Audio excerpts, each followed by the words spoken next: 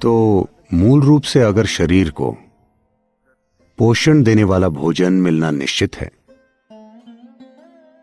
सांस लेने के लिए साफ हवा है और आप धरती के संपर्क में हैं, तो ये अच्छी सेहत पाने की पूरी प्रक्रिया हो सकती है। अगर आप धरती से संपर्क नहीं बना सकते और अगर आप धनवान और फैशनेबल हैं तो आप मड बाथ ले सकते हैं, वो भी एक तरीका है। लेकिन अगर आप हर रोज कम से कम कुछ मिनट के लिए अपना हाथ पृथ्वी के संपर्क में रखें तो आप देखेंगे कि आपका शरीर ज्यादा बेहतर स्थिति में होगा, क्योंकि जब भी शरीर पृथ्वी के संपर्क में होता है तब यह खुद को फिर से व्यवस्थित करता है। आप जितना ज्यादा इसके संपर्क में रहें उतना ही अच्छा है। आप सभी अब किसान तो नहीं बन सकते और हो सकता है आप 12वीं मंजिल पर रहते हों तो आप माली भी नहीं बन सकते, लेकिन कम से कम पृथ्वी के साथ थोड़ा संपर्क जरूरी है। आपकी हथेलियां और तलवे इसके प्रति बहुत ज्यादा संवेदनशील होते हैं। अगर आपके पैर और हथेलियां धरती के संपर्क में आए तो उससे फर्क पड़ेगा। In contact with the earth, it will make a difference. या कम से कम आप, वैसे मैं इसकी सलाह तो नहीं देता, लेकिन अगर आप दोपहर में आराम करना चाहते हैं तो आप एक पेड़ के नीचे कीजिए। इससे आपकी रीढ़ की हड्डी धरती के संपर्क में आएगी और कई चीजों में सुधार होने लगेगा। या फिर आप किसी पानी की प्राकृतिक जगह पर जा सकते हैं जो धरती पर हो, जैसे नदी, तालाब, समुद्र में जाने से हमारे सिस्टम को बहुत लाभ पहुंचेगा। आप ग्राउंडिंग जानते हैं, बिजली की ग्राउंडिंग जो हम लोग करते हैं, उसे अर्थिंग या ग्राउंडिंग कहा जाता है। वास्तव में उसे अर्थिंग कहा जाता है।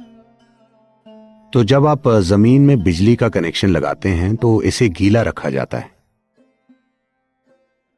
क्योंकि अगर गीला होगा तो संचालन बेहतर होगा। तो इसी तरह भारत के मंदिरों में लोग पूरी तरह से शरीर को गीला करके लेटकर प्रणाम क्यों करते हैं?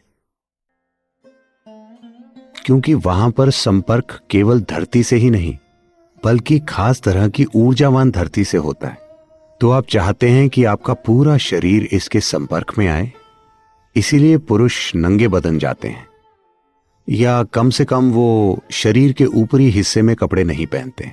महिलाएं गीले कपड़ों में जाती हैं ताकि संपर्क हो सके प्रकृति के साथ। ये संपर्क, चाहे वो संपर्क धरती के साथ हो या वायु के साथ या जल के साथ, ये बहुत जरूरी है।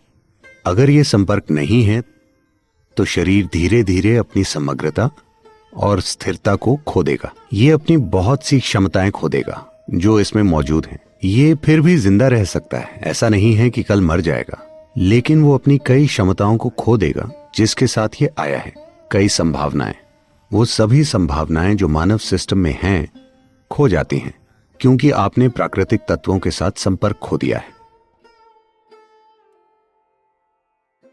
खास करके जब आप डिनर या लंच करने जाते हैं तो पहले कम से कम आधे घंटे के लिए बिना चप्पल के चलें। इस ग्रेनाइट पर नहीं, या तो घास में या फिर बाहर मिट्टी में।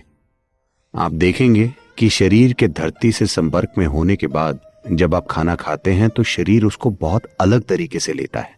पाचन क्रिया तो वैसे भी होगी ही, लेकिन आप अपने सिस्टम में कितना जोड़ पाते हैं ये इस पर निर्भर करता है कि आप पृथ्वी के साथ कितने तालमेल में हैं। तो अगर आधा घंटा भी आप बिना जूते या चप्पल के चलें और शरीर पृथ्वी के संपर्क में रहे तो आप देखेंगे आपके तत्वों के व्यवहार में समग्रता अभी से थोड़ी ज्यादा हो जाएगी।